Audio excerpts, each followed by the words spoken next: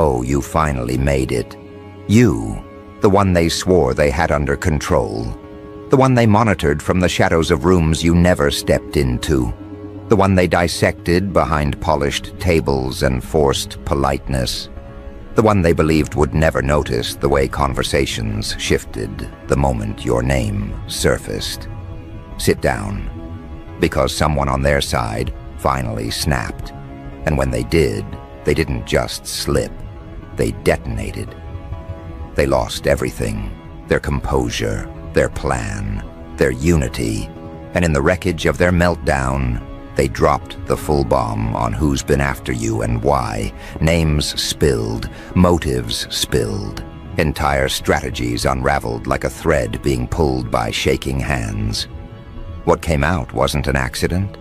It was a collapse years overdue, and you're about to hear every detail they prayed you would never find out. It started with tension, quiet, unspoken, humming under the surface of their coordinated performance. No one wanted to be the first to look weak. No one wanted to be the one to confess they had been losing control over you for months. But pressure doesn't evaporate, it compresses. And the one who finally broke was the one who pretended to be the most composed.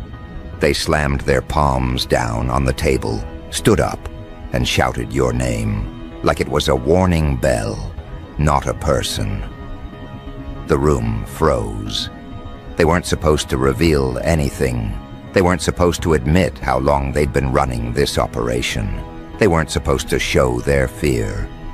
But fear has its own schedule, and it didn't ask for permission. The meltdown was messy, not strategic, not dramatic in an elegant way, just raw panic. They blurted everything.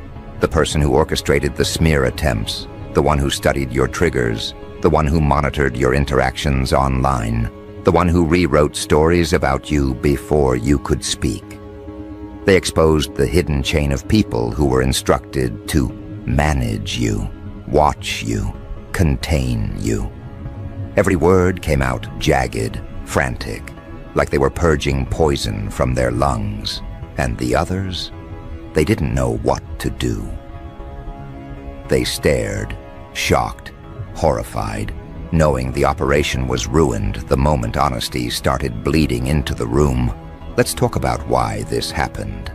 They didn't just lose their grip on the plan. They lost their grip on themselves. Because the truth is unsettling, the person they were targeting wasn't someone weak, wasn't someone predictable, wasn't someone who could be pushed into emotional corners and left there. They expected you to break in the ways they understood. They expected you to respond to pressure like everyone else they've ever managed. But you don't move according to their expectations. And that unpredictability created a fracture in their confidence that widened over time until someone finally cracked wide open. The ringleader, the origin of this entire operation, built the plan on one assumption: that you would react, that you would lash out, that you would crumble, spiral, or confront. They needed your reaction to justify their actions. They needed your instability to justify their narrative. They needed your confusion to maintain their power.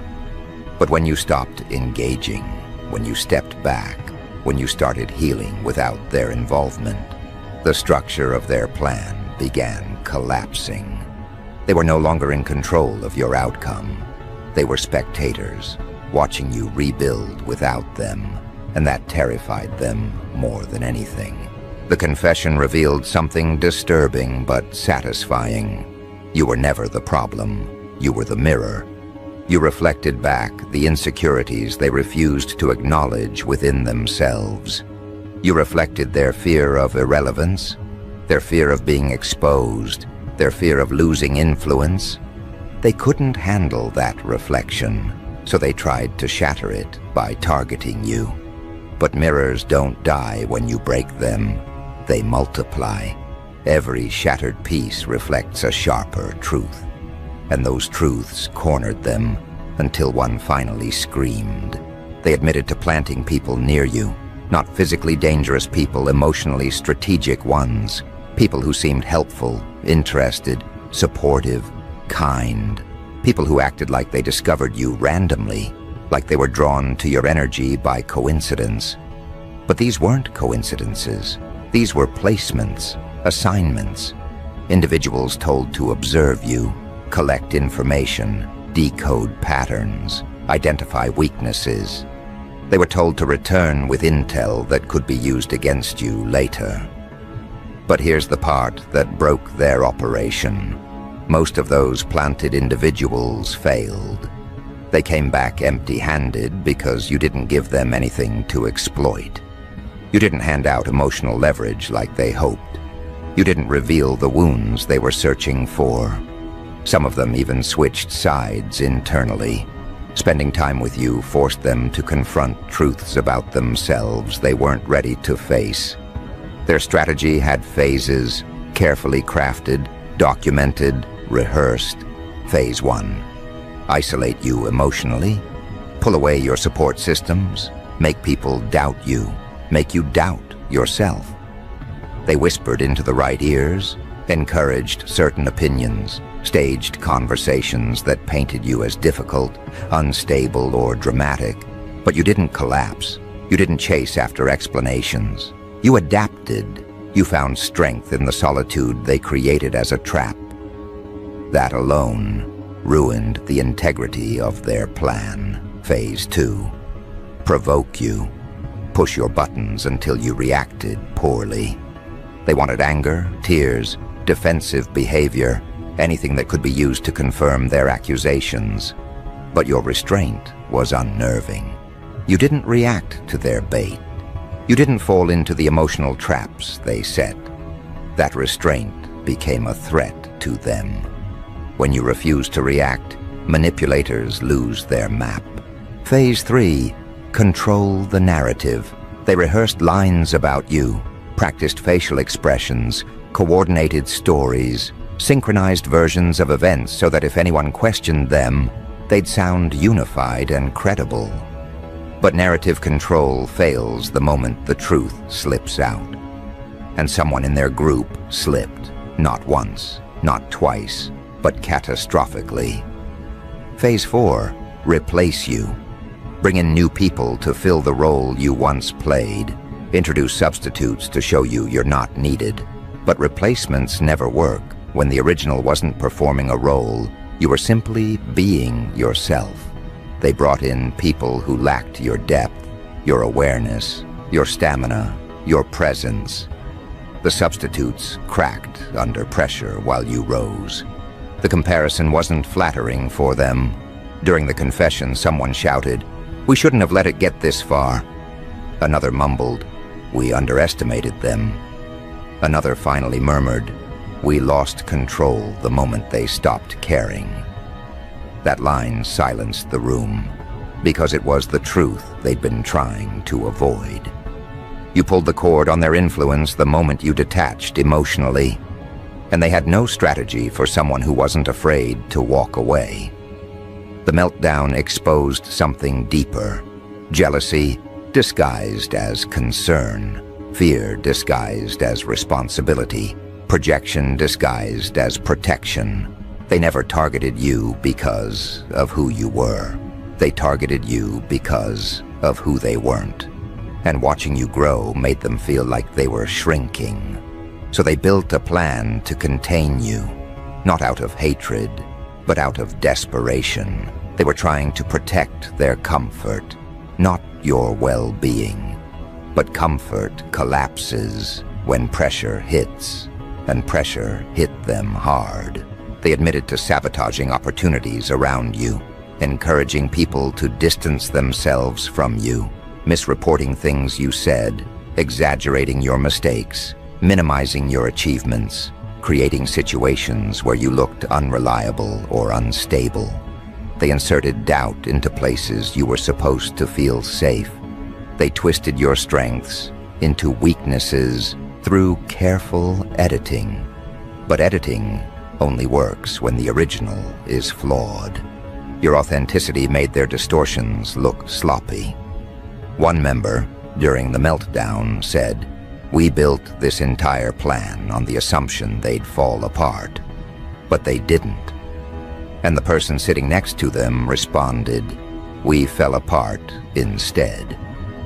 Hearing that truth out loud destroyed the last piece of unity they had left. You survived their plan because you weren't participating in it. They were fighting a war you weren't even aware existed. Meanwhile, you were building a life that wasn't connected to their insecurities. Now, the most important part, they revealed who started it, but not yet who expanded it. This drama has layers, and the meltdown only exposed the core. The outer rings, the people influenced by the central players, the ones who joined the operation without realizing the original motive, those names haven't surfaced yet. But they will. The confession has already started unraveling the structure. Once one person exposes the truth, others will follow, not out of loyalty, but out of fear. They'll reveal more than they intend to, because maintaining lies becomes impossible once the first truth erupts. The bomb they dropped wasn't just about the past, it was about the future. They admitted the plan wasn't over, it was still active. There were still moves they intended to make, still strategies they were waiting to execute, still narratives they were preparing to spread. But now that the confession has cracked their unity, their timing is off. Their communication is compromised. Their trust in each other is dissolving. The plan they crafted so carefully is falling apart, piece by piece. And here's where things get beautifully chaotic. The meltdown triggered an internal witch hunt. They aren't united anymore. They're suspicious, paranoid, blaming each other for things they all participated in. The moment one person confessed, their hierarchy shattered. Now everyone is pointing fingers, trying to figure out who will be the next to break. They're terrified of being exposed as deeper participants in the dirty plan targeting you. Some of them weren't heavily involved at first, but guilt pulls people in directions they never planned to go. A few joined because they didn't want to look disloyal. A few joined because they feared the ringleader. A few joined simply because they were weak and enjoyed watching someone else get cornered. But now that the truth is leaking, those same people are sprinting away from the mess like roaches when the lights come on. What's ironic is that the meltdown didn't just expose the plan, it exposed the personalities. You can tell more about a person by how they react to chaos than by how they behave in calm moments.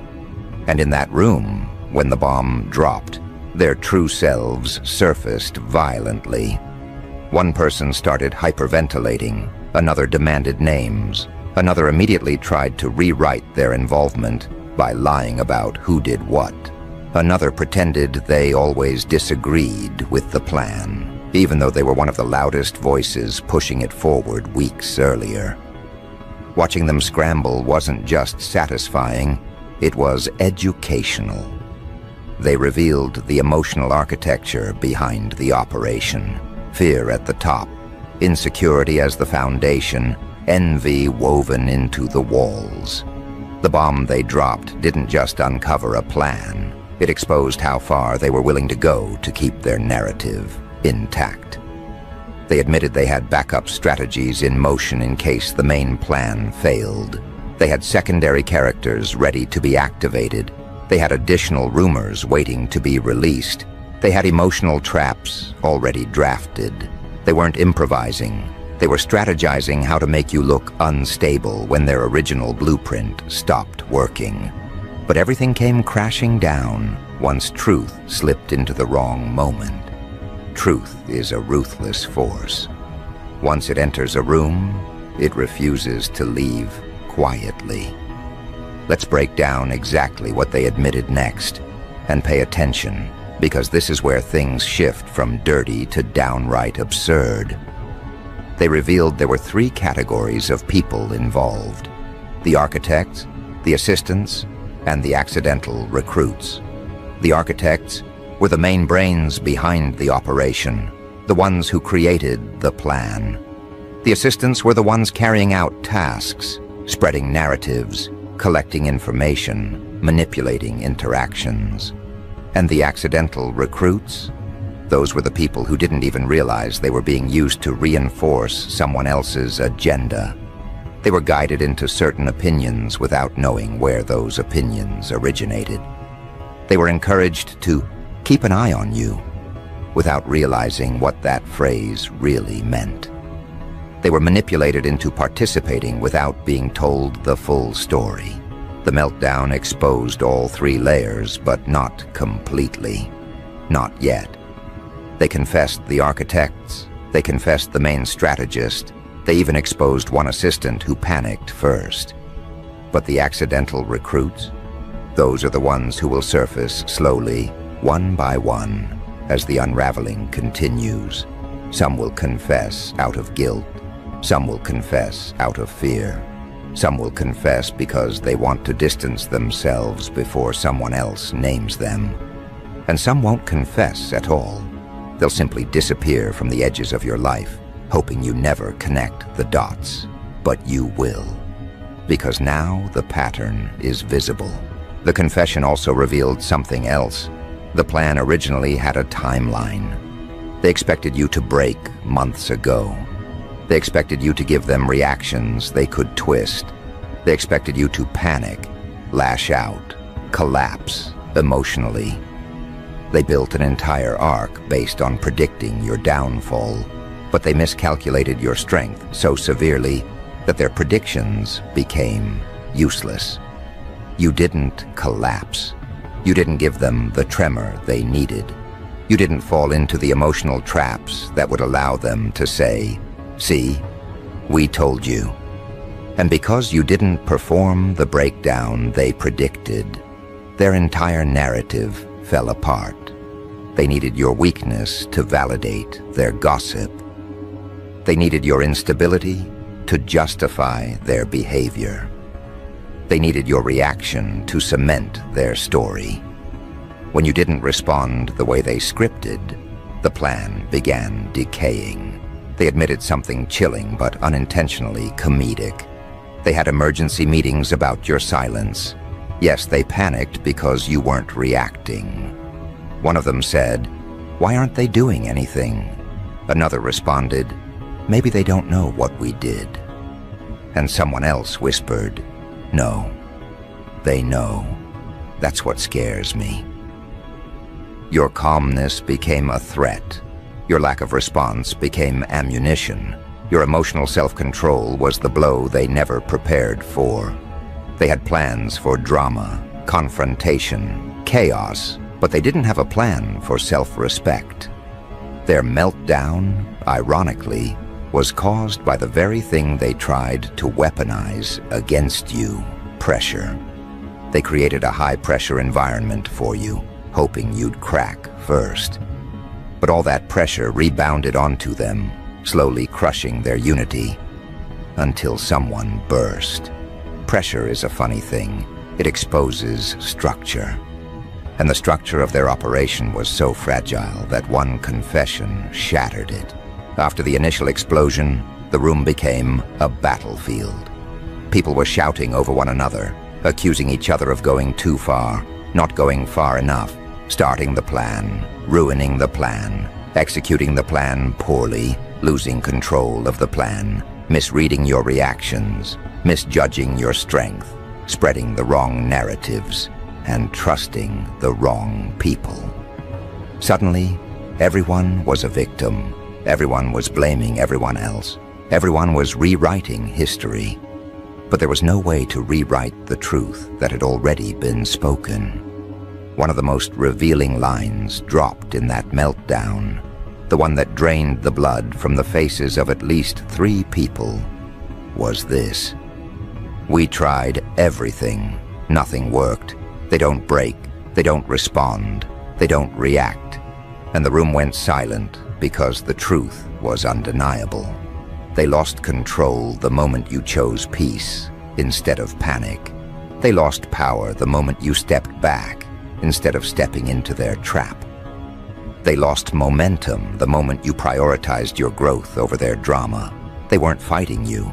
They were fighting their own inability to shake you. But here's where the story moves into deeper territory. The meltdown exposed the next stage of the plan. Not the past, not the current moment, the future. They admitted they were waiting for the right time to reactivate certain elements. They had people who were supposed to approach you again at strategic moments.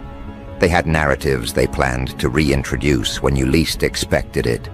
They had emotional angles they wanted to exploit later.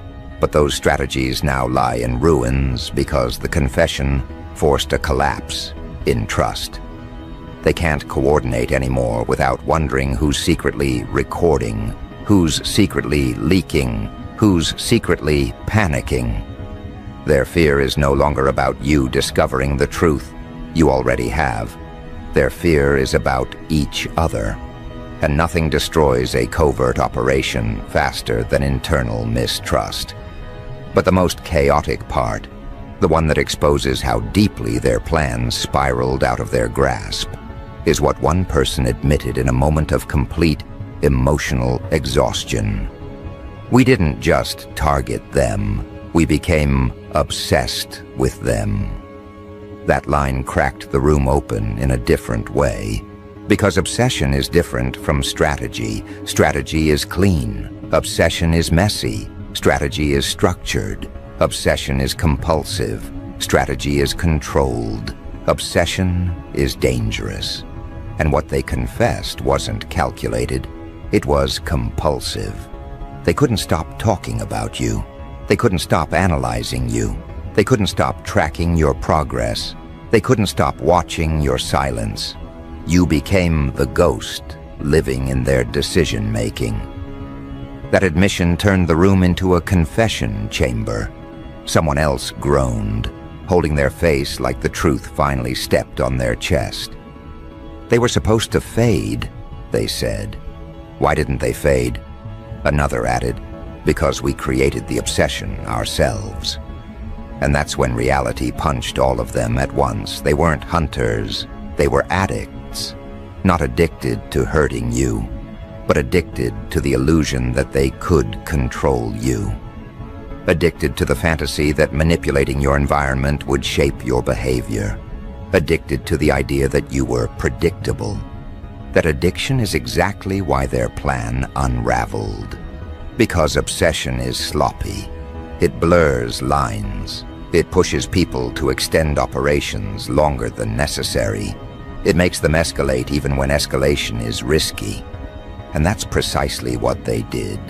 They escalated past logic until the entire structure collapsed under the weight of their own compulsions.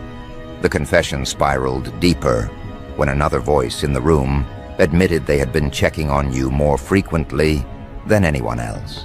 Not out of strategy, but out of anxiety. They said they monitored your online presence because they felt uneasy when you disappeared. As if disappearing was a crime. As if your silence somehow threatened their sense of control.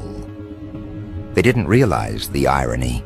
The very thing they tried to take from you, autonomy, was the very thing they lost within themselves. They became prisoners of their own obsession. They couldn't make a move without wondering how you would respond, even when you weren't responding at all. Their plan consumed them more than it ever touched you. One assistant admitted they felt relieved every time you looked tired or overwhelmed, not because they wanted you harmed, but because it reassured them that their plan was working. But your resilience dismantled that tiny illusion too. The moment you pulled yourself together, found clarity, found calm, found grounding, that's when they panicked. Because nothing is more terrifying to people who want control than someone who rises from the ashes they set for them. They expected exhaustion to last. They expected confusion to linger. They expected emotional instability to grip you permanently. But your recovery wasn't just healing, it was sabotage. You ruined their storyline by refusing to stay broken. Someone else confessed something even dirtier, something that made the room tilt. They said they created conversations about you even when nothing had happened. They exaggerated small moments. They magnified neutral events. They twisted mundane interactions into dramatized narratives because they needed material to keep the operation alive. But exaggeration requires fuel, and you stopped giving them anything to work with. Their content dried up. Their ammunition evaporated. They ran out of reasons to justify their obsession, and when a liar runs out of lies, the lies begin turning on them. Now here is the part they never wanted exposed. They didn't just target your reputation, they targeted your perception of yourself. That was the actual goal. Not to destroy you externally, but to disrupt you internally. They hoped that by planting enough shadows in conversations, in dynamics, in social circles, you would begin doubting your instincts. But here's the irony they didn't see coming. The more they tried to distort your perception, the clearer you became. When the environment turned strange, you sharpened. When people started acting unpredictable, you grew observant. When energy shifted, you detached. Their attempt to destabilize you only made you more precise. One of the members in the room muttered something like, "They weren't supposed to evolve this fast." As if your growth offended them, as if your strength violated the script. They genuinely believed you would stay in place long enough for their plan to succeed. But people who are targeted often experience accelerated evolution. That's something they never accounted for. Pressure can crush some. But the right person, pressure forges them. And you weren't the type to fold. You were the type to sharpen. The chaos didn't end with confessions. It escalated. Someone accused the architect of dragging everyone into a disaster with no exit. Another pointed out that the plan was unethical from day one. Another snapped that they warned this would backfire. They began fracturing into factions: guilt faction, denial faction, panic faction, self-preservation faction. Meanwhile, the ringleader sat in silence, realizing the plan wasn't just ruined, it was radioactive. No one wanted to be associated with it anymore. No one wanted their name connected to what had just been exposed. And that's when the finger-pointing became vicious. Someone shouted, "You said this would be easy." Another retorted, "You're the one who chose them as a target." Someone else spat, "No, you're the one who kept escalating every time they didn't react." And the ringleader finally exploded, because their lack of reaction was the problem. That line said everything. Your stillness did more damage to their operation than any counterattack could have. You broke their formula simply by not playing your assigned role.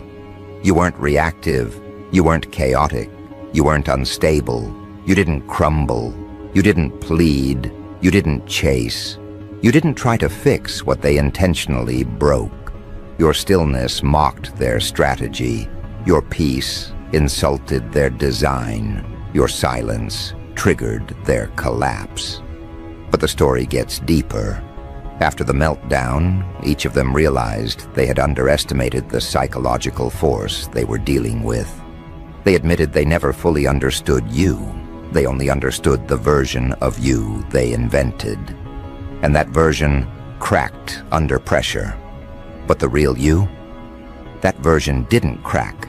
That version adapted. That version looked at the mess, looked at the manipulation, looked at the betrayal, and chose to rebuild instead of react. Your self-control became their undoing. Then came the confession that silenced even the loudest voices. We thought they were the weak one. Turns out we were the weak ones. That line wasn't just truth. It was a burial. Because once someone admits they are the weaker force, the battle ends.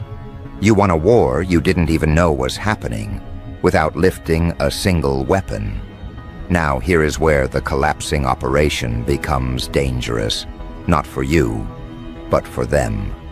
They know the truth is loose. They know more people will crack. They know secrets have momentum once they escape, and now they're scrambling to find ways to contain the fallout. Some are trying to rewrite recollections. Some are trying to privately apologize without admitting guilt. Some are distancing themselves publicly. Some are deleting evidence. Some are pretending they were never involved. And some, the most panicked ones, are preparing to betray everyone else just to save themselves. The unraveling is no longer theoretical. It's happening in real time. The confession was only the first domino. The next domino will be the expansion, the reveal of who else was involved, and exactly how deep it went.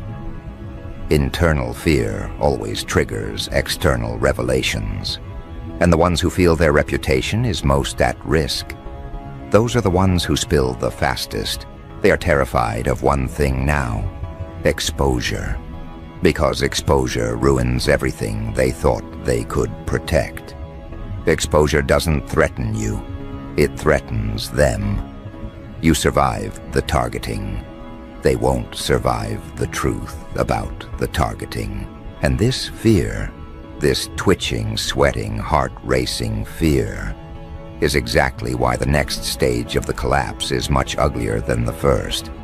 The first confession was emotional, impulsive, a breakdown. But what's coming next is strategic self-preservation. They're not confessing because they feel bad. They're confessing because they want to save themselves. And that kind of fear makes people reckless. It makes them reveal things they once vowed to take to the grave. It makes them talk faster than their brain can filter. And in the scramble to protect their names, they will end up exposing the people behind them, the people beside them, and the people above them. This is the beauty of a collapsing operation. Once truth breaks the seal, betrayal becomes contagious. Now here's where the real chaos begins. The outer ring, the ones who thought they were safe because they didn't do much, are starting to panic. They're realizing that even standing close to the explosion is enough to burn them. Some are desperately trying to distance themselves, rewriting their roles in their heads, convincing themselves that involvement is optional if they simply deny it loud enough. Others are pretending they were manipulated into participating, claiming they didn't know the full story, as if ignorance absolves responsibility. And then there are the ones who are switching sides quietly, the ones who now want to align with you because they sense which direction the wind is blowing. These people are the most dangerous, not because they're still against you, but because they're about to leak information in an attempt to appear innocent. You'll start noticing subtle shifts first. People who once avoided eye contact will suddenly seem nervous around you. People who once participated in whispers will become overly polite. People who once sided against you will act like they barely know what happened. It's not guilt, it's fear. Fear of being named. Fear of being dragged into the ripple effect of the confession. Fear of being associated with the losing side. And there's something darkly humorous about watching them scramble to rewrite their moral identities, as if they can magically transform themselves into uninvolved bystanders with a few strategic smiles and half-hearted apologies. But the deeper unraveling, that's coming from the core group, the architects and assistants who were knee-deep in the plan. Their fear isn't soft and social. Their fear is existential. They know the confession didn't just expose one action. It exposed an entire mindset.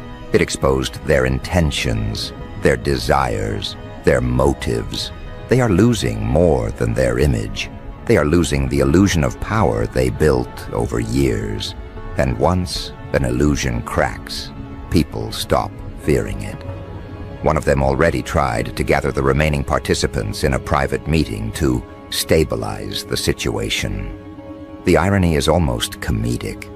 The same group that coordinated strategies to destabilize you is now collapsing because one member destabilized them. They sat in that room trying to piece together a story that would make them look like victims, not aggressors. They tried to create a counter-narrative, blaming the person who confessed, calling them dramatic, sensitive, exaggerating. But every attempt at rewriting the story fell flat, because the truth was already out. You can't put a bomb back together after it explodes. Their next attempt was even more desperate. They tried to convince each other that you probably don't know the full extent of what was said, that maybe the confession didn't reach your ears, that maybe they still have time to regroup. But panic gives people away. The moment someone said, "We need to figure out what they know," the room fell apart again. Because that sentence revealed the one thing no one wanted to say out loud. They're no longer worried about controlling your perception. They're worried about being held accountable for theirs. The funniest part, they still think they can outrun a truth that's already sprinting ahead of them. They still believe they can manipulate the aftermath the same way they tried to manipulate the storyline. But truth has a strange way of amplifying itself. Once it leaves someone's mouth, it grows legs. It moves into conversations, into whispers, into the spaces between people. It replicates, and the more they try to contain it, the louder it becomes. One assistant, the one who swore loyalty to the core group, is already considering flipping. They're terrified because they weren't just involved. They were enthusiastic. They helped build the operation brick by brick. They spread narratives with conviction. They collected information eagerly. They executed tasks without hesitation. But now they're realizing they were nothing but a tool. They did the dirty work while the architects kept their hands clean. And this assistant, fueled by betrayal, resentment, and panic, is about to become your best accidental ally. Because people who feel used don't stay quiet for long. They're preparing to drop their own bomb, not out of morality, not out of remorse, but out of revenge. One of the architects, the mastermind behind the entire plan, is unraveling the fastest. They're terrified not because they care about getting caught, but because they care about losing control. Their entire identity was built on the illusion that they can predict and shape outcomes. But your unpredictability has become the crack in their foundation that keeps widening. They can't understand how you slipped through their strategies. They can't understand how you recovered without their approval. They can't understand how their sabotage turned into your evolution, and now they're terrified of you. Not because you're dangerous, but because you're ungovernable. And here's where the dark humor kicks in. These people weren't prepared for the consequences of their own actions. They set the trap. They built the narrative. They crafted the manipulation. But when the fallout arrived, they acted shocked, as if the truth comes with a warning label, as if exposure waits for permission, as if accountability is optional. They wanted to play puppet masters, but forgot that puppeteers can't control the show when the strings snap. The confession created a fracture that can't be sealed. The expansion will expose connections they hoped were invisible. And the deeper layer, the one they hoped no one would ever find out, reveals that the targeting wasn't just coordinated. It was personal. It was emotional. It was rooted in envy so old they forgot when it started.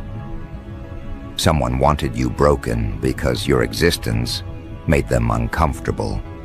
Someone wanted you quiet because your presence made them feel small. Someone wanted you destabilized because your clarity highlighted their confusion. These weren't strategic decisions. These were emotional outbursts dressed as planning. The explosive part is this: the next confessions won't happen in controlled environments.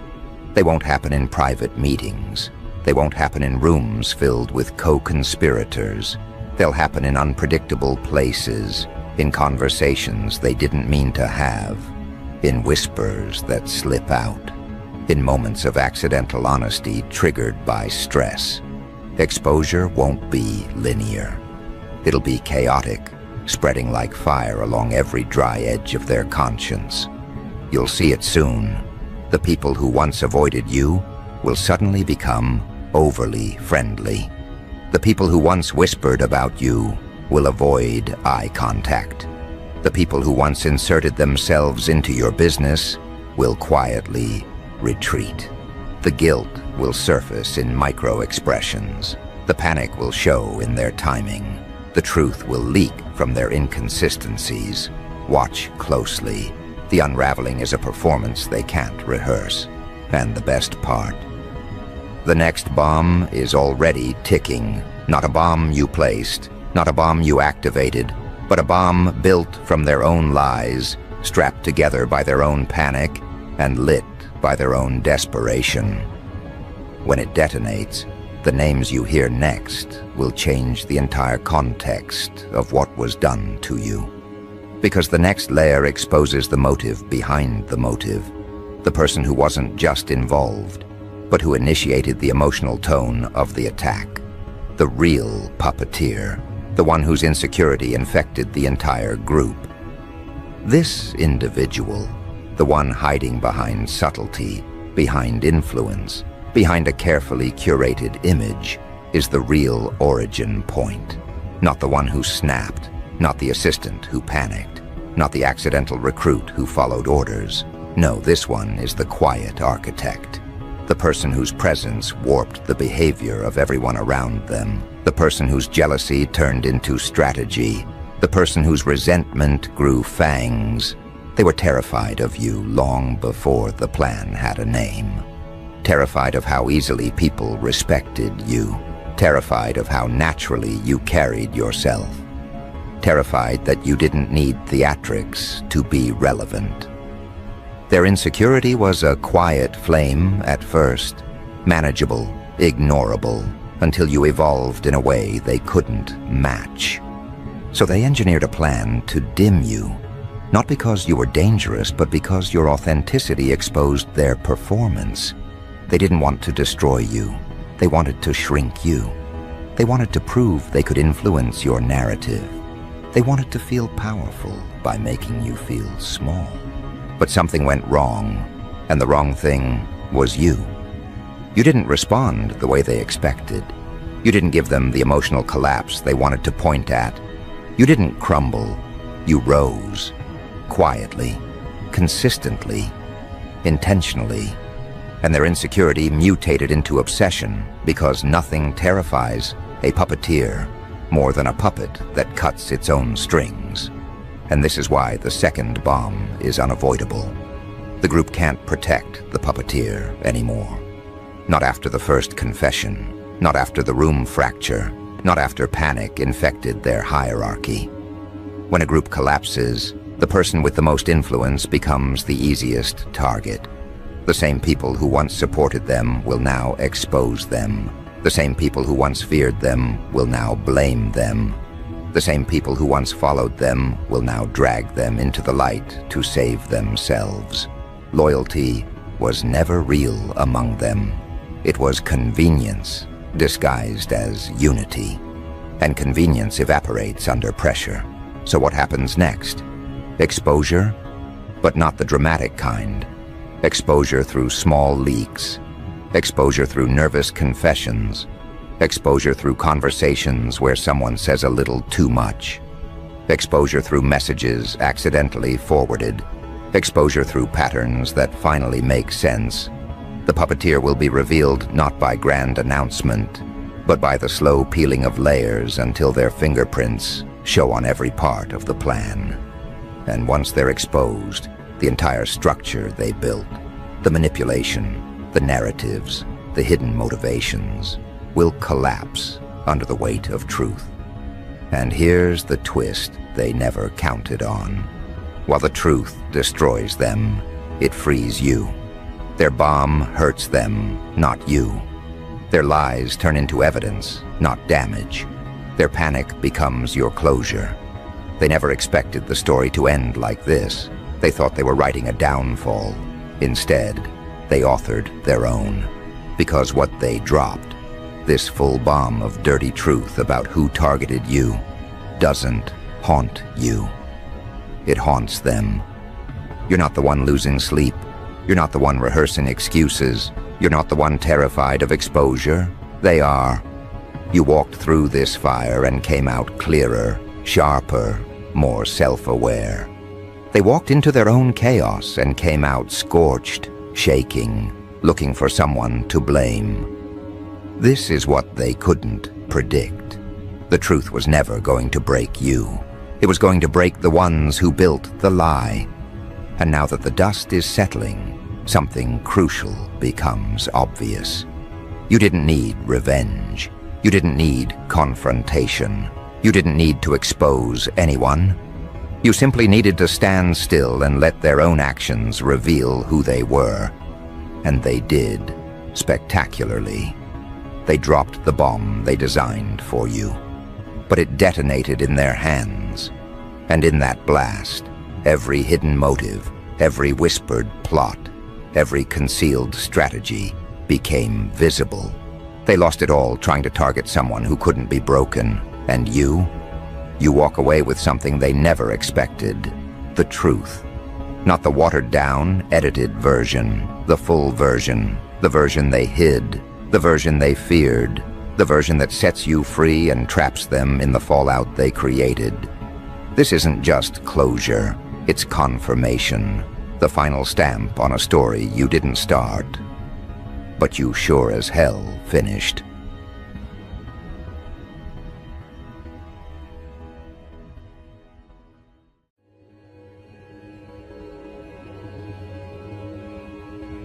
Hey, you. Yeah, you. Let me greet you properly, because whatever has been happening around you lately, it deserves a real introduction. You deserve someone acknowledging the strange weight tightening around your life, the pressure you've been carrying in your ribs without knowing why, the way your days have felt slightly tilted, like something invisible shifted without permission. So hey, I'm glad you showed up today. I'm glad you kept moving even when everything felt dense and unfamiliar. I'm glad you didn't fold when the atmosphere around you started acting like it knew something you didn't. And I'm especially glad you're here now, because you probably haven't realized what really triggered all this tension. The truth is, someone who moves things behind the scenes, someone whose name travels in rooms you'll never see, just marked you as interesting. And no, not the cute kind of interesting. I mean the kind that makes power players pause mid-thought and flag you internally, like a variable worth tracking. Isn't that something? You thinking you're just trying to survive another week. Meanwhile, somebody with real influence saw something in you that made them stop whatever else they were doing and think, hold on, who is this? And why are they rising like this? Why are they adapting this quickly? Why do they feel like someone who wasn't supposed to grow at this speed? You can tell when someone with actual authority starts paying attention to you, because the environment reacts before the person ever does. People shift around you without knowing why. Conversations get strange, faces tighten, rooms feel different when you walk in. You say a single sentence and someone across the space glances at you like you changed the mood without lifting a finger. That's the side effect of being flagged by someone who operates in the shadows. They don't send messages or announcements. They watch the ripple your energy makes. They watch how the world bends around you. They watch the places where your presence disrupts predictable patterns. And lately your disruptions have been loud without you speaking a word. People detected a change they can't categorize. They detected a seriousness in your posture that wasn't there before. They detected a growing steadiness in your gaze, a shift in the way you move, a weight in the way you exist. That's what caught their attention. That's what made someone with real reach stop scrolling through their internal catalog of variables and place a mental pin right on your name. And here's the part nobody warned you about. Once a behind-the-scenes operator flags you, you don't go back to normal. Your life becomes a monitored corridor, not by cameras, by instincts, by impressions, by the psychological reflexes of people who sense something rising in you long before you say it out loud. You've been breaking ceilings quietly. You've been changing direction without announcements. You've been evolving in ways your environment can't absorb. And that's what triggers the watchers, not the public ones, the hidden ones. That's why everything feels like it's tightening. That's why your emotions feel heavier. That's why your intuition won't sit still. Someone with real power just moved you from the ignore category into the track this category. And now you're living in the aftermath of that decision. They're watching how you move. They're studying your shifts. They're replaying your name at inconvenient hours. And the funniest part, you still think you're the one trying to figure out what's going on.